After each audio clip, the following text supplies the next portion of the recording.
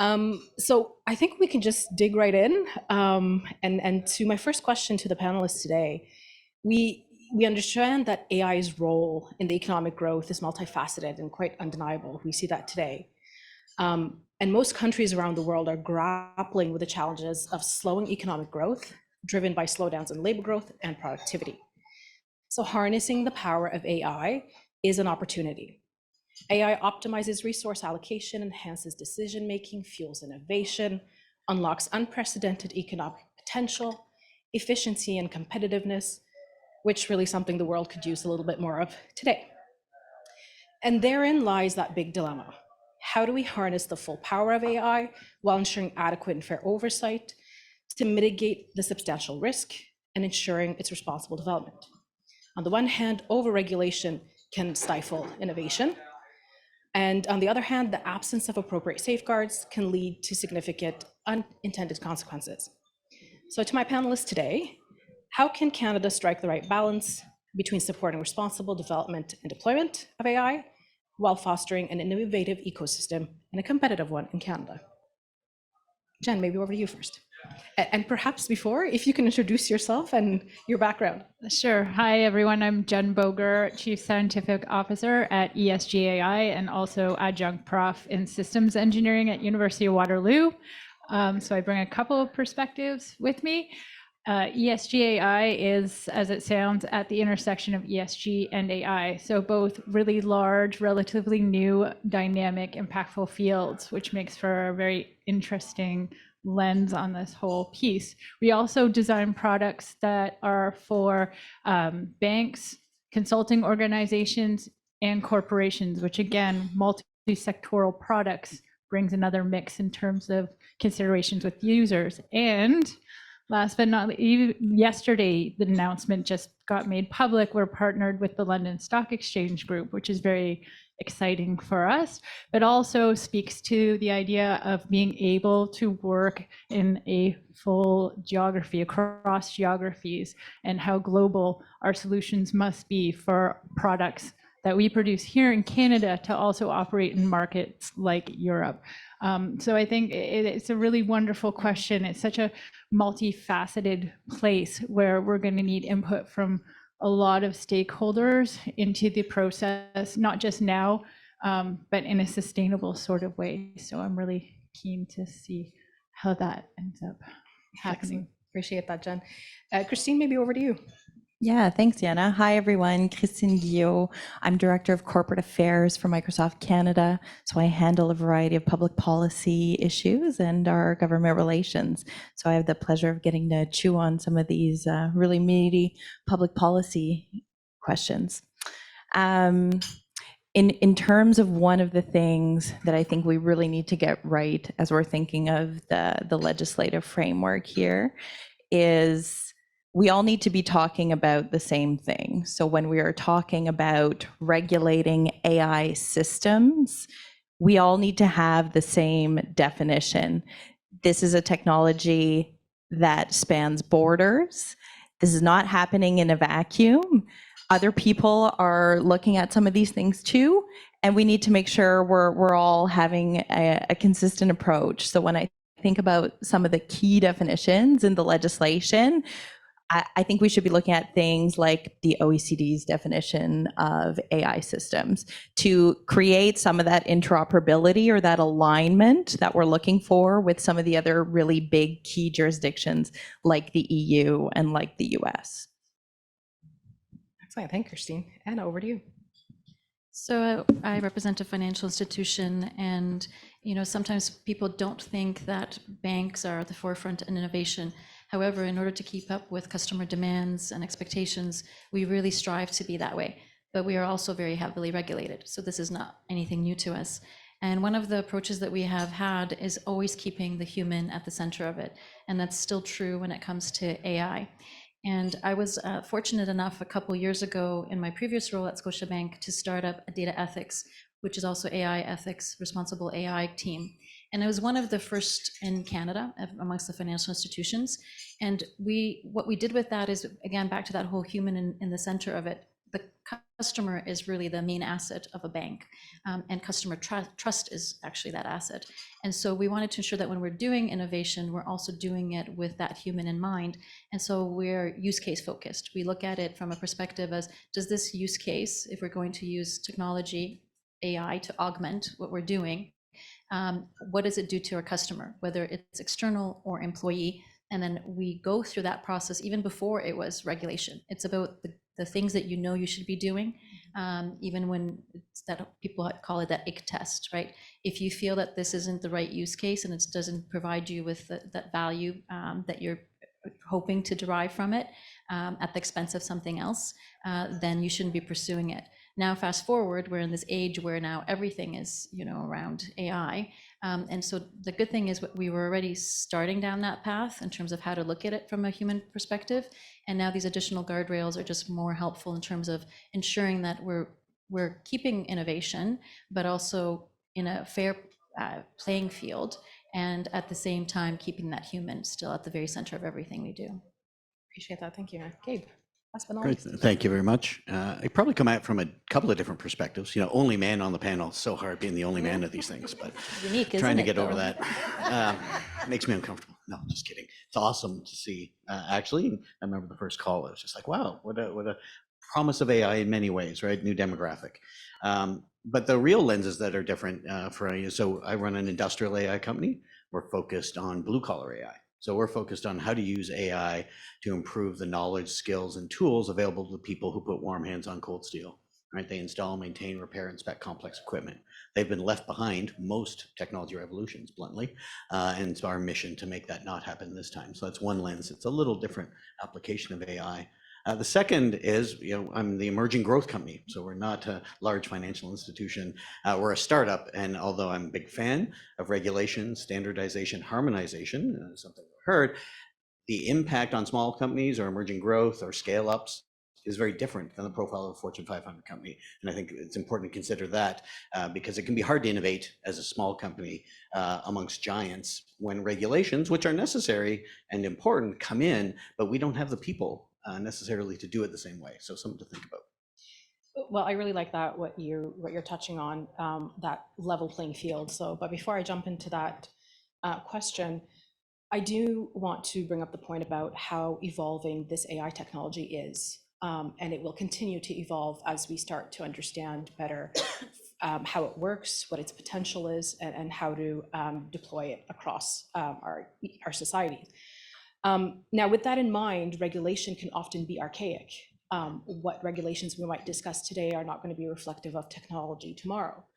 And so how do you see the discussion with the regulators happening as this technology is evolving? I mean, there's challenges, I'm sure, but anybody who's happy to jump in on that, give their perspective. Jen, maybe you. I'll point to you first. Me first again. This morning was a great chat into this topic. I'm really keen to see how we build, and we brought this up, brave spaces, that, sandbox spaces where corporations from industry, different stakeholder groups, really of different sizes and with different objectives, can come together and play in a space without risk of reprimand to try new ideas and share knowledge, because it's just such a complicated and huge space, and we really don't know exactly what's going to stick and what all the implications are and all of these things.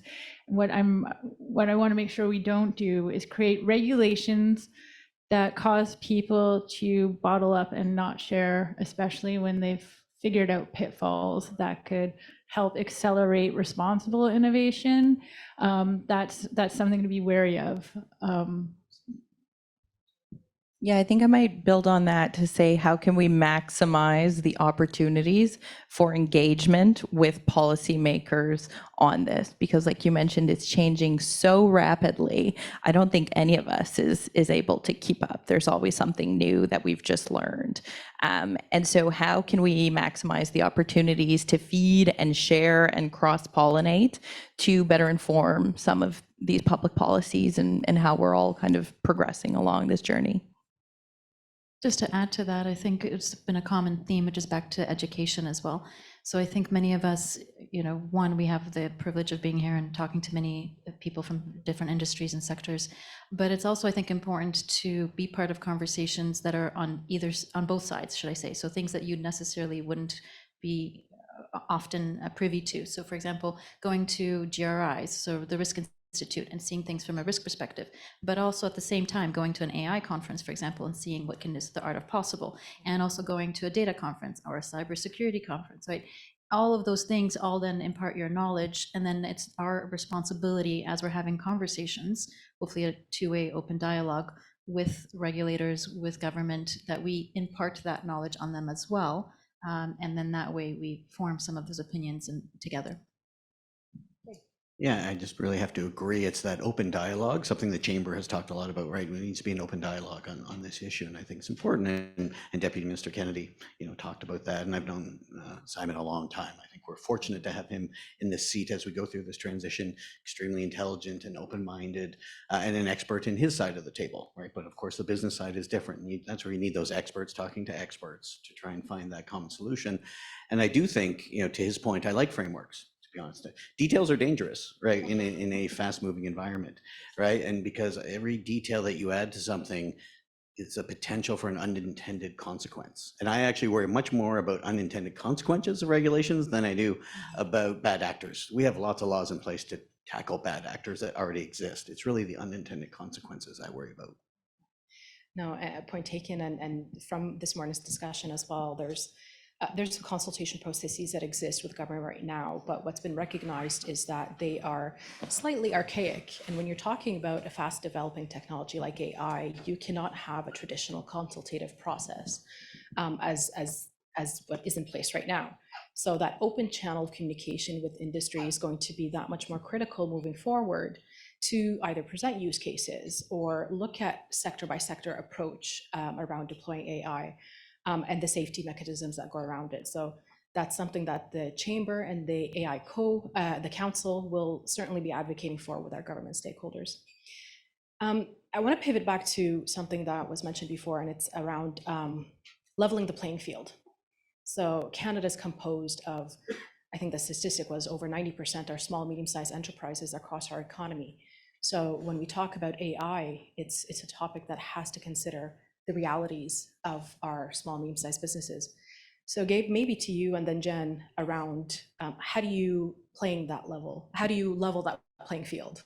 Any thoughts around it? Sure. I think simplicity has to be a part of it, right? The more regulation, the more engagement even, right, is time. And the one thing startups, small businesses, scale-ups don't have is time, right? We are busy innovating, engaging with the market to generate revenue. And so the more regulation, the more even voluntary things, it's great if you're Facebook, right, or you're a large company, no offense to large company friends, right, but they say, hey, you can set up a department who's for responsible AI and have 4 people or 5 or 10 or hundreds of people who work on it to do voluntary disclosures and those things. I don't have that, right? I have scientists and I have engineers and I have people on site with customers trying to actually deploy AI. Not that we don't want to be responsible, we do, but it's going to land on people's desks who just don't have the time for it. And that become a barrier to entry, right? And you create a walled garden that actually small business gets lumped out of because they can't keep up with the regulation in order to compete on the market. And so I think that's a risk. So I think simplicity is a key component. Yeah, and I think to your point is regulations that make sense for the size of business you are and the type of context you're operating in. Just because you use AI doesn't mean you're a high-risk company. And we know there's language in the ADA toward looking at high impact versus low as one of the credentials as to how much. But even there, it becomes slightly confusing. High impact to whom? And who decides what the high impact, where's that, line in the sand? This is high impact, but that is not. And for one person, that is high impact, even though this other person couldn't care less, And so it's a journey. I think that's the other thing we really have to embrace is that this is not a checkbox like we can do with a lot of other technology. This is dynamic, and it's going to be an ongoing conversation, ongoing involvement by all levels of of the field. And I think it's a real opportunity as we frankly develop a new entity as the human race. We're developing a new entity. This is nothing like what's come before. I think we need to figure out together how to do this together, where we're not blocking each other perhaps as much as we might in other places, but really thinking about what's sensible depending on everyone's ability to engage with the space and impact in the space, and then reflect that in terms of regulation, opportunities for education. Going to conferences is amazing, but there's only so many resources in a startup. So which ones can we go to? And for example, there's a lot of places with speaker opportunities that start at $60,000 on top of getting to the conference. And again, that's something larger corps might not have a problem putting those funds in and getting there. But as small startups, we have to be extremely choosy about those sorts of opportunities. So those are just examples. How do I think getting SMEs' voice to the table in a way where we can participate, I think that's a real key part. I might just add in, there's a cumulative impact. AI, right, as a startup doesn't exist in a bubble or a department. So there's AI regulations that we monitor, but we also have to be controlled goods. So we have security regulations. We also have capability maturity model. We have ISO, we have standards, right? So there's a lot of different compliance in addition to AI that sits on the same desk. And that starts to build up to where it's just not feasible. So maybe I can interject here and go to some of the marks that the Deputy Minister has been mentioning around working with the SMEs across our economy, providing them incentives, and he talked about the digital adoption program. I wonder if I can get your comments around, one, whether the current support towards SMEs from the government is sufficient, or whether we need a new and a different way of thinking when it comes to AI and SMEs. So I think there is a lot of programming out there. Falls into, it's actually hard to keep up with all the potential programs that are out there to help small business on a recurring theme. As someone who's been delivering emerging technology into industrial regulated markets for my whole career in multiple things, Canada is a laggard, right, in the adoption side, right? The first place I go is never Canada. I immediately try to sell to America, then I try to sell to Europe, and then I'll bring it back here because I go, oh, it works in Europe, we'll use it, right? We are a laggard in that sense. In the true small business sense, so the non kind of technology startup, it's a different world, right? If you only have 10 or 20 people, does AI really make sense? And how does it make sense? That is actually pretty challenging. And I don't know, you can't make that decision for those people. I think there's a lot of attention that's paid to it, which is good. I think the existing programs, to me, as an outsider to that, they don't really apply as an AI company. It makes sense to me. Anybody else want to jump in? Yeah, we're good. Okay. Maybe I'll turn over to Anna. Where AI is not a new, it's not a new concept. It's been there for years, and I know that Scotiabank, as part of its banking processes, has been leveraging AI. Though the past few years, there's been kind of significant advancements, certainly now with generative AI. From a risk management perspective, an approach to using AI in the bank, could you share some examples where, from a risk management perspective, and some opportunities as well where AI can be leveraged? Of course, thank you. So I know that with a large institution like ours, you may think that people have a little bit more capacity in terms of the day-to-day jobs, but in reality is they're hired still also for a job that they're doing, and they're not taking into account some of the other things that could potentially help them, like AI. Or be considerations to have. So how to responsibly use some of those technologies. And it's not just AI, it's anything that's new. And so one of the key things that we've been doing for many years now, or for a few years, should I say, is really about encouraging also that education as part of, so data literacy, not just AI literacy, but data literacy, because that it feeds AI, right? So AI is just a tool, really what it's growing off of and feeding off of is data. So having those basic concepts and understanding and how we use data, which everyone's familiar with, and then how we use it with this now new technology. And then the next step now is how it can augment or help to do the work that you're doing. So I love this term that it's not artificial intelligence, it's augmented intelligence. And to us, that really means augmenting the thought leadership. And so the work that you're doing, how can it help you do that work more efficiently, faster, better, etc. And so that you have time to spend on the value add versus all the manual things that you're doing as well. And then incorporating that as you're doing your work, not only that augmentation, but also then considering through education and literacy, which we're pushing more and more, is then implications of using that. Like, does it for this use case or this activity make sense? Because to your point, you don't need to use AI for everything. It's just because it's a new shiny object to some, it doesn't mean you actually have to use it for everything. So in risk, though, it is something that we are looking at. We're not risk adverse when it comes to it, because it is about a lot of risk decisions are made from models, which are based off of AI. So it's a lot of data that is being put through. And then even something as simple as coding that data, or that coding, right? So how to help you with that, and then how to then have of documentation after you've coded, so that you can then have it be auditable, so that you can then provide the proof that it's working well, and then you can trust that. Something like that, which is very manual, 80% sometimes is the quote of work that goes into that before you even get a result, that is very beneficial for us to use. And so from a risk management perspective, those are some of the use cases that we're looking at, starting internally, how we can do work faster, better. And then on the other side, to your point, there are challenges, because now we also are facing things like hallucinations. So how much do you trust it? So does it really take out the human? No, the human's always still in the loop, but maybe better leveraged later, again, with thoughtful work versus manual sort of type work in that sense. As well as there's additional concerns now that we have around cyber, IP, bad actors using now this to their advantage. But we can also use it to our advantage. What would a bad actor do? Give us hypotheticals. So now we are also, leveraging in that way. So there's both sides to it. The challenges and opportunities, I think, are great. But again, for us in a regulated institution, we're looking forward to the fact that we're putting frameworks around it and guardrails on how to use it safely, effectively, but also still productively. And it's evolving exercise as well, right? So I can definitely appreciate that.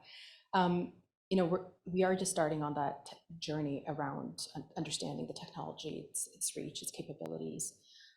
If the past year was any indication to what's to come when it comes to AI, we're really in for, I would say, a roller coaster ride that is fast-paced innovation, technological breakthrough that really forces us to recalibrate our understanding of AI and its impact at work and our lives. And so it's important to understand the phenomenon and anticipate the impacts. But given the speed of generative AI, the need to accelerate digital transformation, but more importantly, the skills and the labor force that goes along with it is going to be imperative. So these tools have the capacity to create enormous value for our global economy. So Christina, I want to turn over to you. What are some of the strategies that will be needed for employees and customers as they operate AI tools? And what type of education and skills training modules are going to be required to reinforce that? Well, I think Anna started on the way of always keeping the human at the center, and that is fundamental. This is technology in service of the people, not to replace the people, right? Like, this is designed to support you in your work and help you be more productive and focus on higher value work. So that concept of keeping the human at the center is really important. And then likewise, what is the responsibility of the person using the AI? So when I am using these tools, I have an important responsibility to participate in this process here, right? I have the responsibility to review and verify and ensure the accuracy and adjust.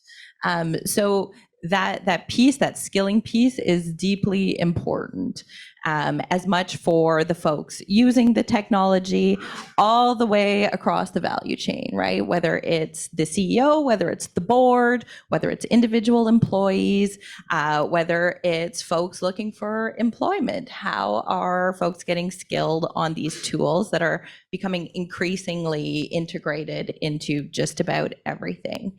So it's incumbent on us as well to contribute tremendously to those skilling efforts.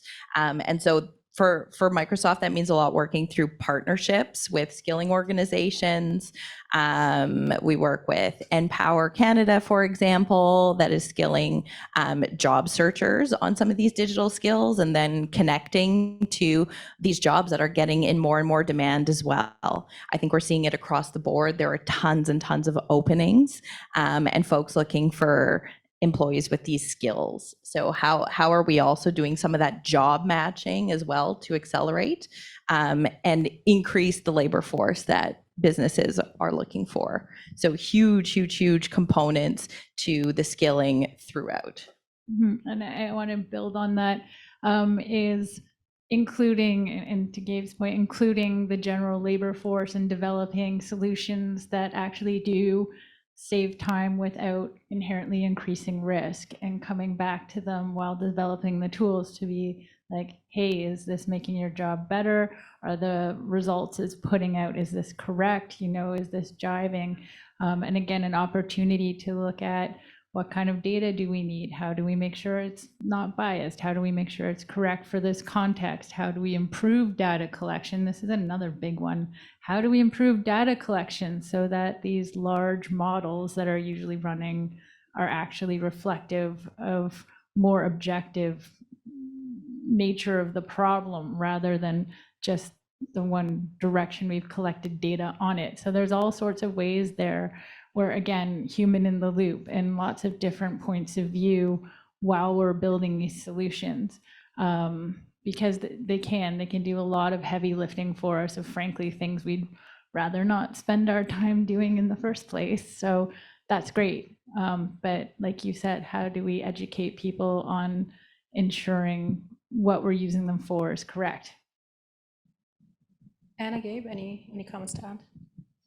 Just to add to that, I think it goes back again to where we've been sort of common theme of education. And so I know skills or jobs are hired usually for a skill set, but we have to revamp how we're thinking about it. When you now hire somebody to code or do a model, that part of it, the education that we need to consider is also, are they learning from an ethics perspective, data collection, data management, those other sort of tangent skills that are maybe were not foremost in thought, but now should be part of the process and part of the education process. And sometimes in a company, the job is getting done. You don't have time to be doing courses on the side, but then it creates an environment maybe for collaboration, especially in this new world right now where you're looking usually at a use case by use case. While the technology is fast evolving, our usage of it is not. And so when we're looking at it use case by use case, I know one of the things we're doing at Scotia is we have all SMEs from different areas, whether it's legal, privacy, technology, data ethics team, data management, risk team, all of them are at the table talking about it from their angles, because that developer of that model may not know those nuances, but those are some things that the others can contribute. And then the next time you do a use case, you'll say, oh, I should actually consider that. Now I know I should consider that. I may not be a SME in it, but I know where to go to or where to look. And so collaboration, I think, in early education is going to have to be a huge part of the process. Yeah, I would agree. I think collaboration, breaking down borders between departments, between organizations, between industries is critical. And then I think there's an element that, it starts at the top, right? Like innovation is ultimately about change, right? Process change. Change is ultimately, right, about risk, right? Your risk is ultimately about the culture of your company, and the culture is a result of your leadership. Right, so the leadership teams have to empower that risk, right? That's financial empowerment. That's also empowerment without penalties when mistakes, right? We have to empower people to take that risk, and I do that at my company. When stuff gets sent my way, even at an AI company, I'm like, hey, did you try Bing?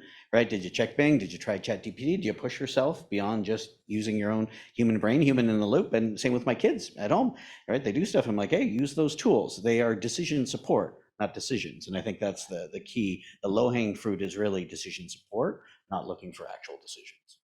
Yes, definitely. And I think, we talked about education curriculums that should be augmented and to be more inclusive of some of these new digital skills that we need to generalize in our population. But it's also in a non-traditional way, in an unorthodox way. It's your vocational institutions as well are options to be able to leverage partnerships with to create some of those training modules for data analyst, or very specific profiles that across the board, large and small medium-sized enterprises need to be able to operate in a digital economy. So appreciate that, and there's no shortage of opportunity there, but definitely the education and the skilling component is going to be one that is very important.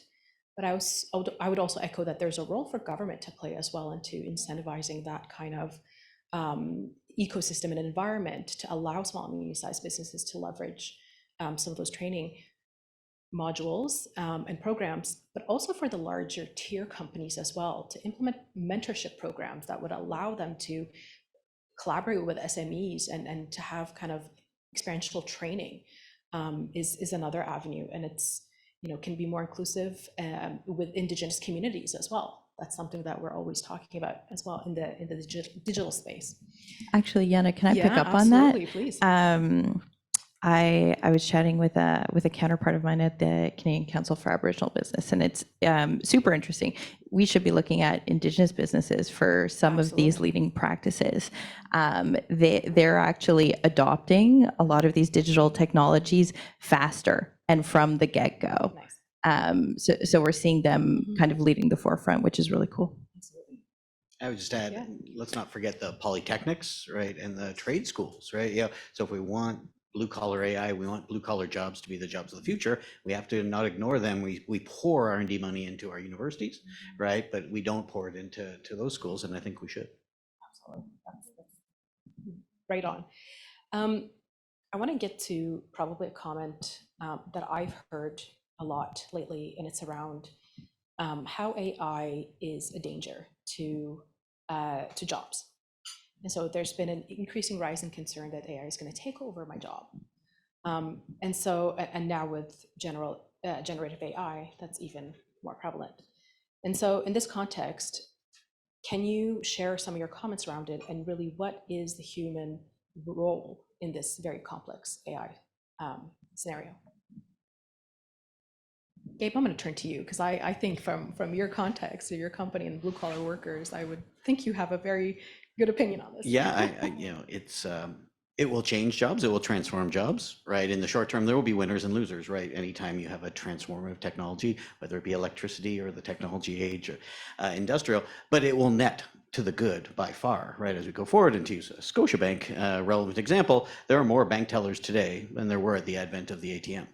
Right? Most people wouldn't think that. Why? Because it created growth and more branches and more people, right? And most jobs, there's 20 to 30 tasks that are involved in it, right? Those aren't going to be all automated, right? Some of them can be automated to support it, but so the true automation scenario, I used to call it Iron Man versus Skynet, right? Is like, Iron Man or Iron Woman, right, is a much more relevant scenario in the near future to try and create than Skynet, where all the jobs magically go away. And I've watched, we started the company in 2015, and it was like, oh, the robots are going to take all our jobs, and then that went away, and it's like, oh my God, we don't have enough people, right? And where are we going to get the people for jobs? And then we go back and forth on this equation, but the reality is it just heads in the same way. If you apply technology to jobs, right, they'll be more productive. That productivity will lead to higher growth and more jobs, and we'll all rise, right? And so people will spend more time in their job, working on what's between their ears than what's between their hands, right? Using their mind, and that includes the trades jobs, by the way. Trades jobs, although they use their hands, their minds are just as important as they troubleshoot, and that's where we see the use of our tool as people are repairing a fighter jet landing gear, as an example, with Lockheed Martin, or repairing an AC unit at the top of this building, where they can just ask and say, hey, Madison, in our case, what does this error code mean? Am I certified to do this? Will I be safe, right? Those tools, right? So now they're better jobs, right, that also end up being higher paying and are safer. Not to say there isn't displacement, and that's where government has a role, right? There is a cohort, right, that will be impacted, and we need to manage those, but by and large, it's for the good. Appreciate that. Jen, you had something to add? There's also, every time there's new innovation, it creates new jobs that don't exist right now. So I think that's, the horseless carriage is the example we keep going back to, and everyone's like, well, where are the farriers going to go? And there are no more farriers, but we still have employment. So I agree. I think it's going to create new opportunities and new jobs. But especially as so many of our jobs become dependent on data and analyzing big data sets accurately, for example, that's entering in, frankly, every aspect. We need this companion piece to help us because we as humans cannot do large data sets without it, frankly. So enabling people to make better, more objective decisions with fewer errors, I think there's a massive potential that is really already starting to show us how it can really shine in that aspect. And then there's a lot of stuff coming that I frankly don't think we even are aware of right now, but put us back on stage even 10 years from now, and I think we'll see a lot of interesting jobs come up because of the use of AI. I think it's still early days. We're also seeing interesting effects on like employee satisfaction with their work. So we surveyed a whole bunch of coders on GitHub who are using some of these new AI tools. And the amount of time they are saving by having the AI work on the really low value, monotonous coding work is significant, and it's allowing them to focus on higher value problem solving tasks that they enjoy engaging in. So they've taken the part of the job that takes up a lot of time and they don't enjoy as much, and they're actually reporting much higher levels of job satisfaction. So I thought that's an anecdotal piece that we're seeing emerge that's kind of interesting. Just to encapsulate everybody's sort of comments, one, we're going to have new jobs that didn't exist before. My job 2 years ago didn't exist. You take skill sets that you've had from previous jobs and then you combine it into the new world. The other things, there's new creation of jobs where humans are still very essential. Now, for example, prompt engineer is a crucial job because people need to understand how to do proper commands that don't waste time. And then the third part of it is, to your point about adding value, which is then even in schools, doing an essay, but then looking at it and then objectively looking at it in terms of references. Does it make sense? Is this all factual? Like now you have to have critical thinking involved in it. One of the tools, for example, I'm currently using, which I love, which is Microsoft Copilot. I shouldn't name companies, but it does meeting minutes. Do you know how much time that saves when you're meeting after meeting, and then it does it for you? You don't have to repeat meetings because nobody remembers what the decision was made of last week. Like some of those things, to your point, add value and then create new opportunities to do other work. Aligning all of the bullets in my documents has also really added value to my life and my work. That is a perfect example. And new opportunities. Actually, I was just thinking as we were talking about a LinkedIn chat I was having with a friend of mine in the space, and he points out, this is really giving rise to things like even re-examining how the English language itself biases how we are building these technologies, and that, the rise of AI and the biases that brings in, this is forcing us to really kind of re-examine, well, how do we even program these things, and cultural biases, and on it goes. So, if we really want to embrace this thing, throwing down the gauntlet, is, this is an opportunity for us to have a critical look as a global society, as well as how do we create a more equitable space to interact with, not just between industry groups, but between the actual people living within our societies. Well, this is a great segue to my next question, is exactly identifying those opportunities, and how do you, so in general, it's democratization of AI. So how do we make it available, accessible to not just between industry players, but also to larger, broader society? I think, Anna, you touched on writing an essay. Well, I've had members within my family that I've used ChatGPT to write a full essay and submit that and get not a bad grade. But there's still a little bit of oversight that goes in it, but it compiled a comprehensive text. So there's clear opportunity for that. But how do we go about ensuring that it is available and accessible to the broader society? And Gabe, maybe I'll turn to you since I might have cut you off. No. That is a challenge, right? It is, I think one of the great opportunities is AI can be a skill leveler. is what they call it. We have examples where a senior person from a traditional educational environment who performed a task in 5 minutes, and it would normally take new people 40 minutes. And when they were given essentially a co-pilot from our company, the new person got to 7 minutes. So they weren't quite as good, but close. And so I think the flip side to the opportunity of that is maybe now people who don't have access to those traditional educational environments and the very structured way where many marginalized populations just don't get access to can now do those jobs that literally actually weren't possible in the past. Now, what we're going to have to do to enable that is there's credentialing systems, there's internal and government regulations that need to map to the fact that AI will empower people to do those jobs. So I think we have to marry up and change some existing legislation on the labor side, not just the AI side, if we want to empower them. Any other examples from my group here today on the power of AI and the positive potential of AI in our society? So it's a broad, open-ended question, but I thought that using specific examples might be helpful for our group here to understand and to kind of entertain more broadly in their networks as well. Christine, I saw you have your mic.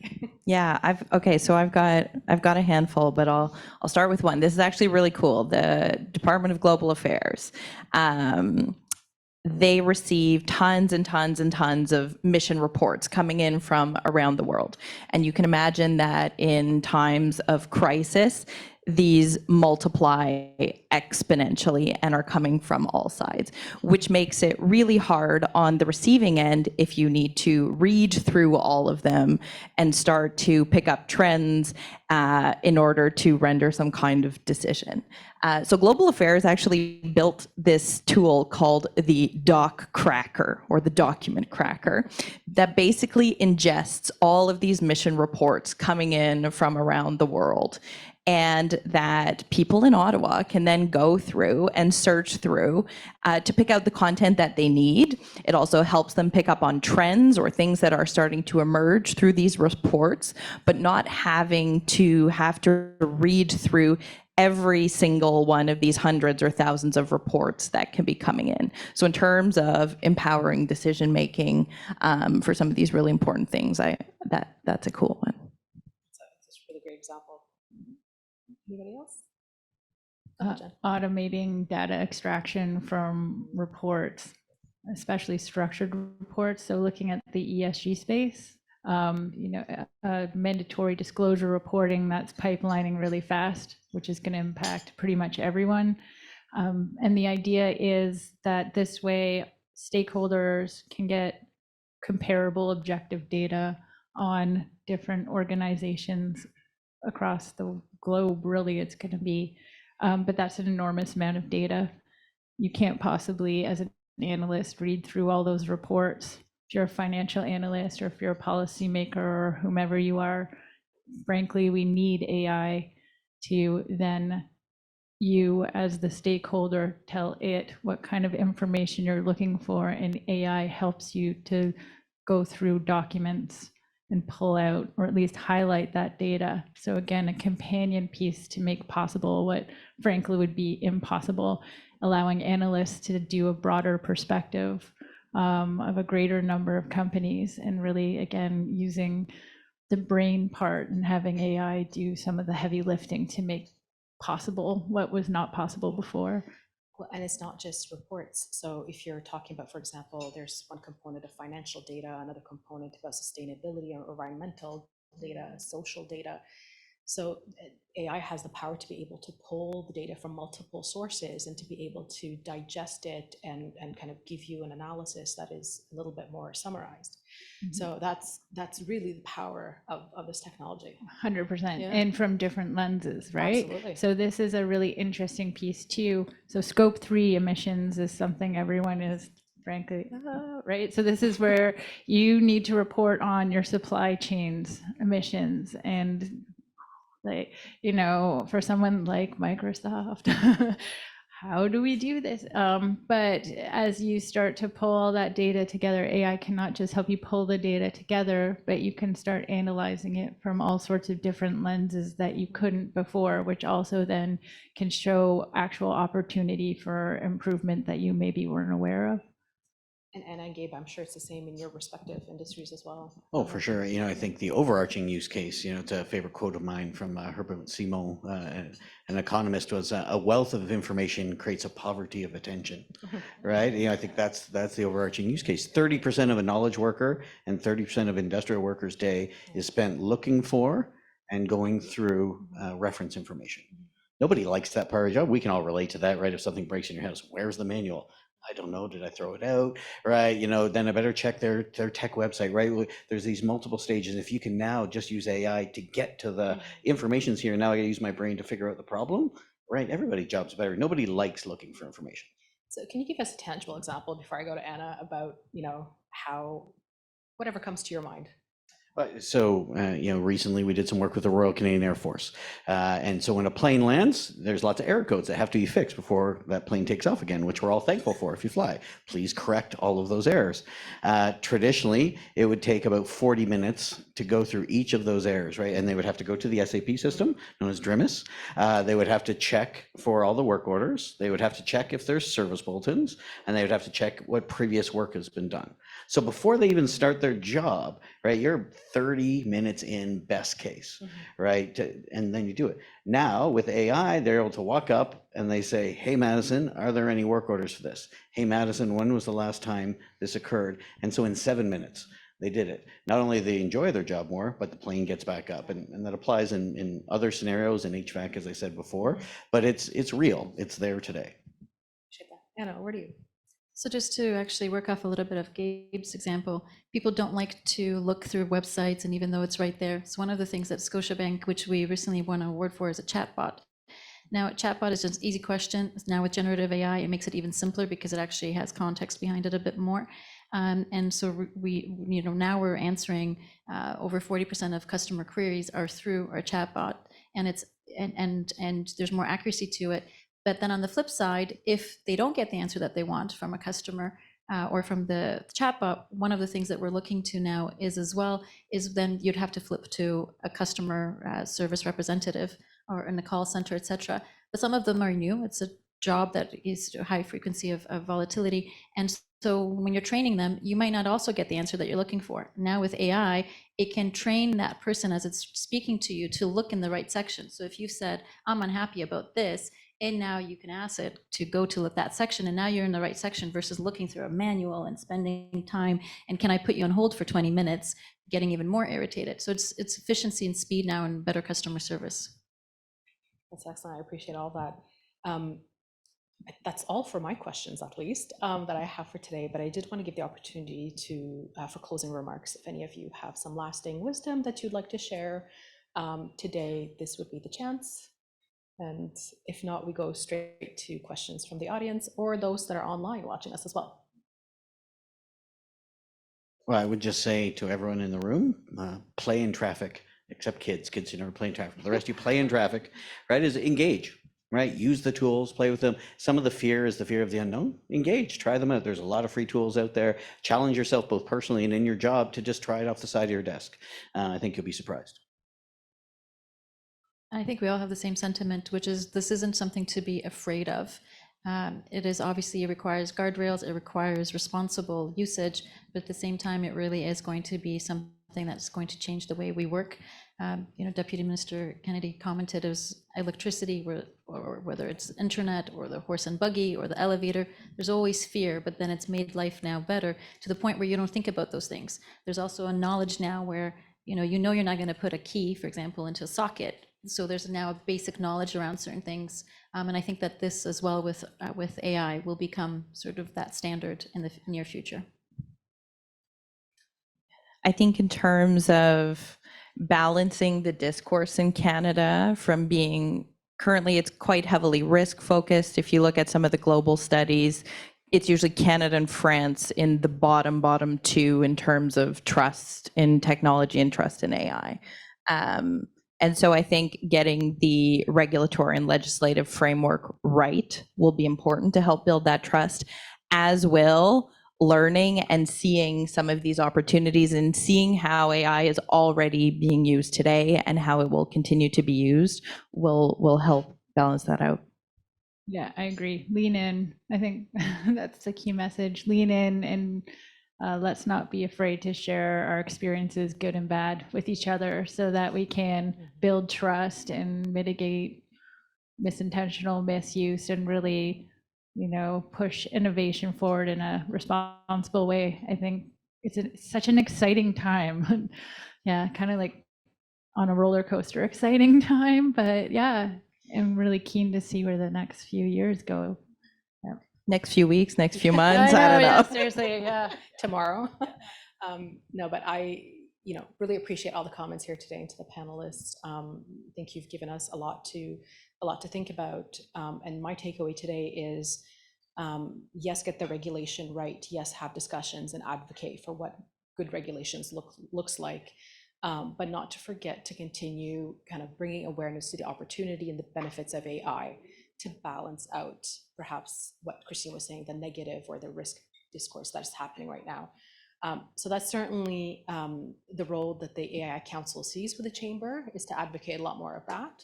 And a lot of you members here are going to be supporting that. So with that, I think we can end the session, and maybe if there's any questions from the audience. Don't all jump in at the same time. They all want the wine. Yeah. Hi, I'm Nick Newhammer from the Canadian Association of Radiologists, and Jeffrey Hinton, a godfather of AI, predicted, I think, about 3 or 4 years ago that radiologists would no longer be needed. They would be replaced. We say that radiologists that don't use AI would be replaced, and those that do, it is a force multiplier. Along the, we talked a little bit, and the Deputy Minister talked about Bill C-27 IATA. Is that it? Isn't that it? Was that a opera? Roller coaster, more regulation. And when that regulation first came out, there was a lot of criticism that it was, hey, we don't want regulation.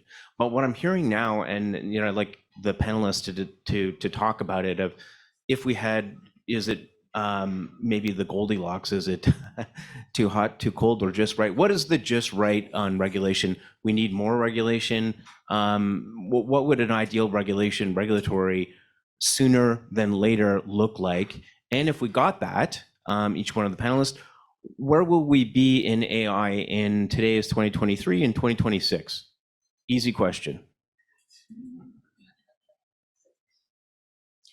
I think, and maybe Yana, you can complete from the council's perspective, but I think in all of the chamber's messaging and submissions on C-27 and ADA, we've been fairly clear that we all think AI regulation is a good thing and is needed.